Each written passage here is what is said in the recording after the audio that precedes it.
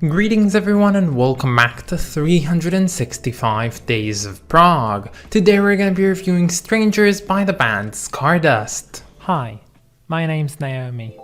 I'm an avid progressive rock fan, but I'm a long ways from knowing all the prog albums out there. But this year, I'm gonna give it a try. This is 365 Days of Prog. So yet again, like we've done several times on the series, we are diving into yet another progressive metal album originating from my own home country, which is Israel. I am very excited for it, but I'm also weary because I'm always weary when it comes to music from my native country and from metal music, so hopefully this one will be good. Anyway, here's some of my favorite bits from this album.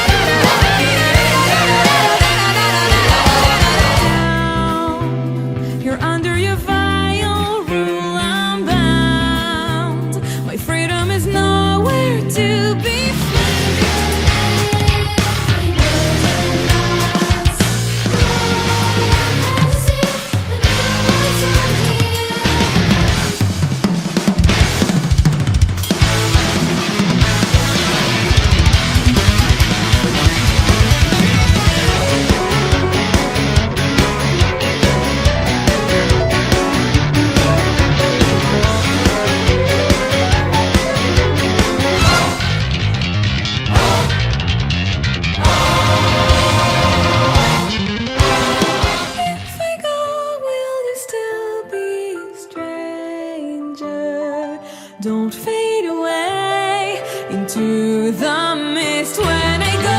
Will you still be a stranger? So if you go right now as of October 2022 to the Prog archives and you search the top prog albums in Israel, you'll see that the top result would be today's album of topic being Strangers by Scardust, and it will be followed up by Sheshet, which is another Israeli prog album that came out in 1977, which we've actually reviewed on the series not too long ago. And well, I do believe that the two of them are great, and yes, I'm kinda, saying what I'm gonna say later, but this album is really good, and I think that it's almost as equally good as Sheshet in a way, but at the same time, I don't think that comparing the two is really that fair, seeing as one came out in the 70s era of prog in 1977, and this album is as fresh as you can get coming out in 2020. Now anyway, let's get more into today's album and band. So today we're talking about Scardust, and Scardust, well, is the byproduct of two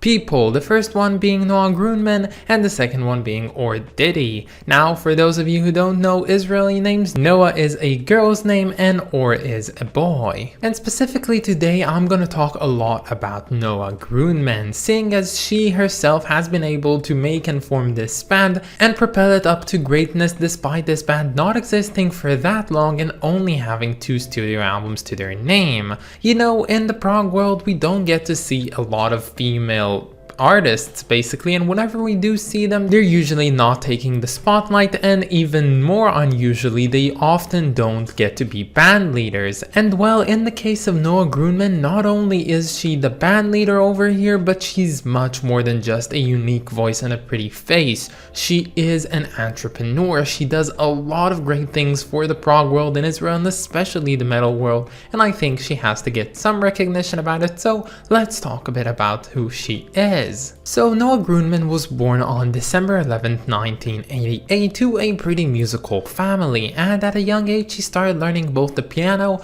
and the cello, as well as when she was a teenager she started taking vocal training lessons, and later on she actually perfected the craft and started learning more of the intricacies of metal singing when she learned from the Dutch singer Floor Jansen how to growl and do various other metal vocal techniques. And after some dabbling with the progressive metal world, Noah Grunman and Diddy decided to form their own group in 2013 called Somnia, which at the time was still a duo, and together the two wrote a very interesting rock opera called Gates of Dawn.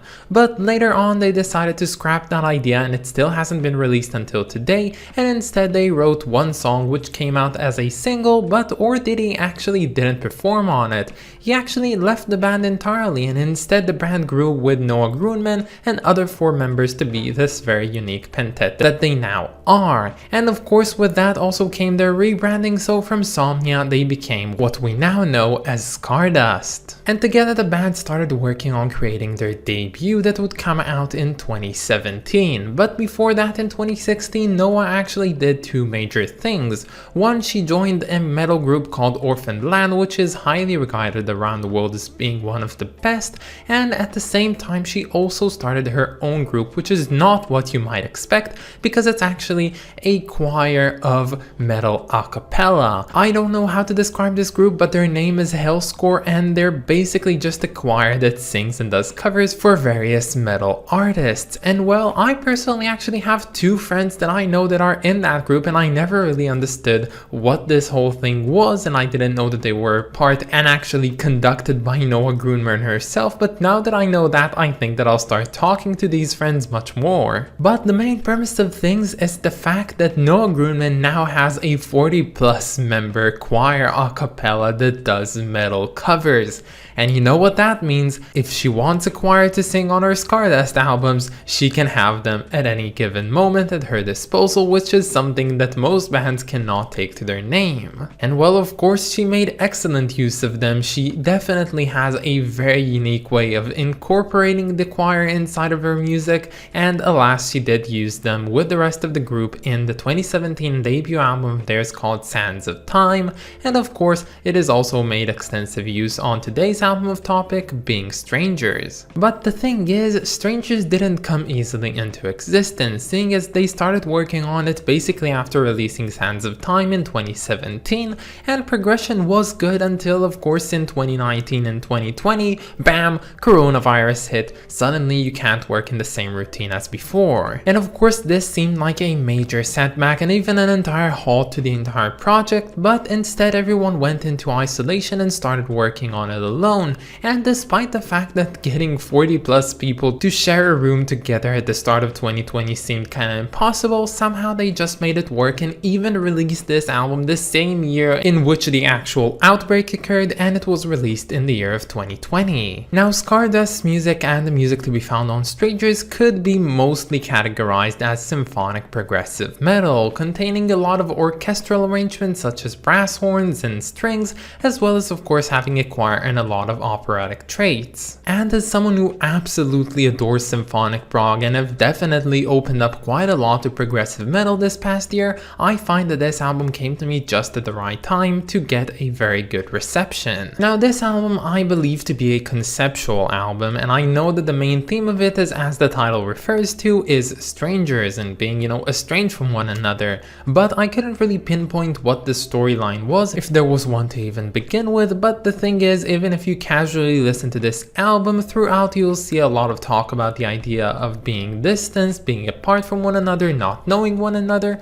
and well, you kind of get the theme all throughout this album, which is something that I particularly like. Now this album is full with intricacies, a lot of nuances, so many good things. The composition and arrangements on each and every song are sublime. You can definitely see that a lot of thought was put into this one, and nothing on here feels to me like mindless jamming or improvisation or stuff like that. This is a well calculated album that flows like water, and it's honestly very much good. But I think that the main show here is done of course by Grunman herself and her voice, which is honestly so good I was unable to comprehend just how good it was even towards the end of this album after I thought I've heard it all. I don't want to be taken lightly on this, but trust me when I say this, I think that the vocal abilities and discipline that Groenman has is much on par with Annie Haslam of Renaissance. She controls her voice in such a good manner, and you can see it on various songs on the entire album, but I think that my personal favorite when it comes to Noah's singing is actually the last song called Mist. It has so many nuances on it, so many shifts, so many things that I just don't know how you can achieve with one's voice, but apparently she was able to perfect it to a point where she can actually do all that. And of course, accompanying her in this band, we have some of the best metal performers in all of Israel, and they definitely show for it. Each and every one gets the spotlight on here, and if you might know me by now, I love it when it happens. I always hate albums that don't give an equal spotlight to everyone involved, and honestly, this band does just the right thing, and everyone shines on here. There's even a part in a track called Gone, which gives each and every member their own solo, and they just play out consecutively. And honestly, I loved it so much because everyone just did what they wanted to do, and it's so fun. And of course, you can see everyone at full speed, at full glory in the title track of the album called Overture for the Estranged. Of course, as I said, the Hellscore choir on here is just so good. They have a really interesting range throughout all of them, and of course their arrangement is just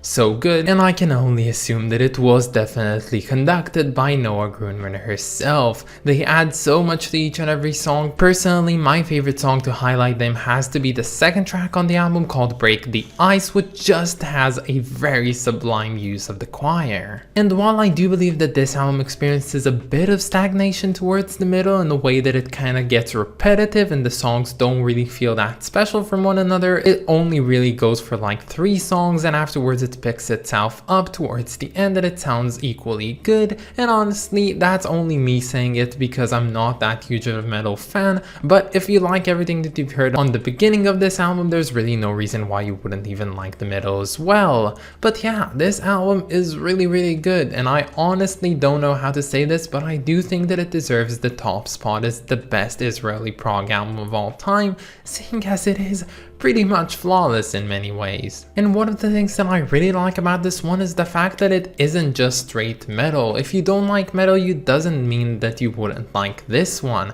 I highly suggest anyone watching this video to go ahead and give this one a try. You might find out that it's actually pretty good even if you don't consider yourself to be a metalhead, and honestly that's what I found about myself when I listened to this one. So yeah, pretty cool album. Now let's move on to talking about its cover.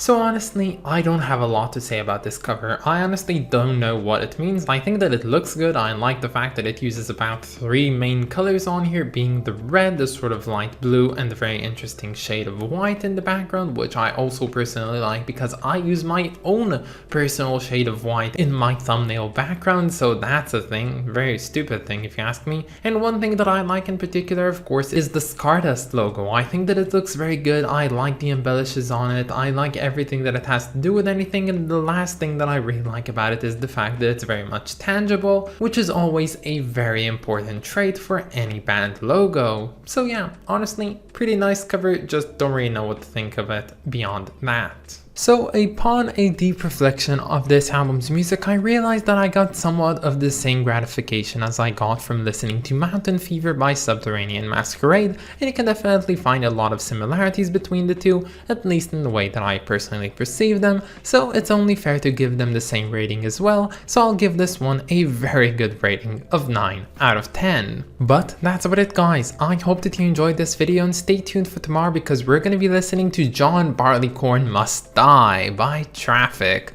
I of course want to thank my lovely supporters over on Patreon, so thank you so much to Clay Wallum, Wrist of Kings, and Lindsay Haycox. You guys are just the best, and if any of you want to support me over on Patreon, you can find the link down in the description or in my about page. But that's about it guys, have a wonderful day and I'll catch you all tomorrow.